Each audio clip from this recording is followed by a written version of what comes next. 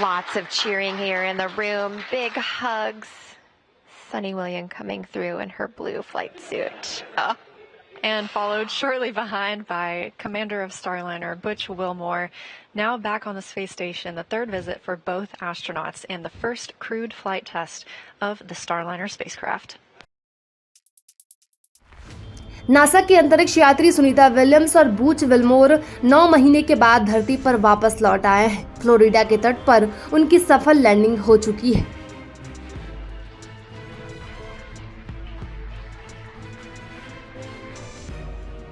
बता दें कि भारतीय मूल की अमेरिकी अंतरिक्ष यात्री सुनीता विलियम्स 286 दिनों के बाद धरती पर वापस लौट आई हैं। नासा के वैज्ञानिकों के मुताबिक सुनीता और बैरी को लेकर लौट रहा यान 3:27 पर अमेरिका के फ्लोरिडा में समुद्र तल पर उतारा गया।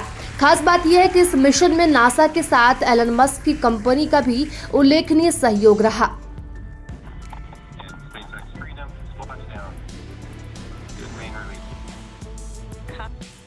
और सुनीता विलियम्स ने ISS पर इस बार अपना सबसे लंबे समय तक रहने का रिकॉर्ड बनाया। एक बार में 286 दिन तक अंतरिक्ष में रहकर सुनीता नासा के रिकॉर्ड बुक में भी अपना नाम दर्ज करा चुकी है।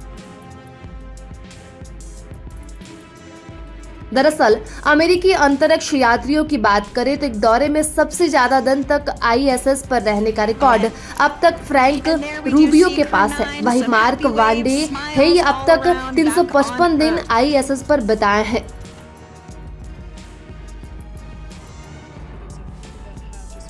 बता दें कि सुनीता विलियम्स और उनके सहयोगी बूच विल्मोर जून 2023 से अंतर्राष्ट्रीय अंतरिक्ष स्टेशन पर थे। उन्हें धरती पर वापस लाने के लिए नासा और स्पेस एक्स ने क्रू 10 मिशन लॉन्च किया और इस मिशन के सदस्य सफलतापूर्वक अंतरिक्ष स्टेशन पहुंच गए, जिसके बाद ये उम्मीद बढ़ी कि जल्दी अंतरिक्ष यात्री सुनीता विलियम्स की घर वापसी होगी और आज सुनीता वापस आ चुकी है।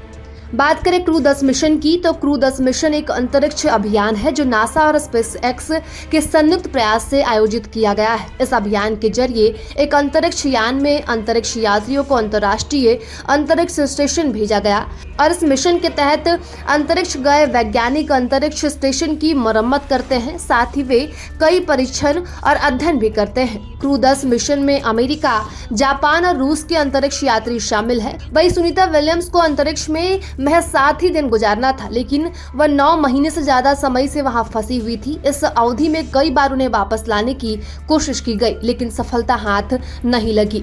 पिछले साल जून में बोइंग स्टारलाइनर कैप्सूल में तकनीकी समस्या आने के बाद उनकी वापसी टल गई। उसके बाद स्पेस एक्स के कैप्सूल में बैटरी की समस्या हुई, जिसकी वजह से उनकी वापसी फिर से टल गई थी और अब क्रू 10 मिशन के जरिए उनकी वापसी हो गई है।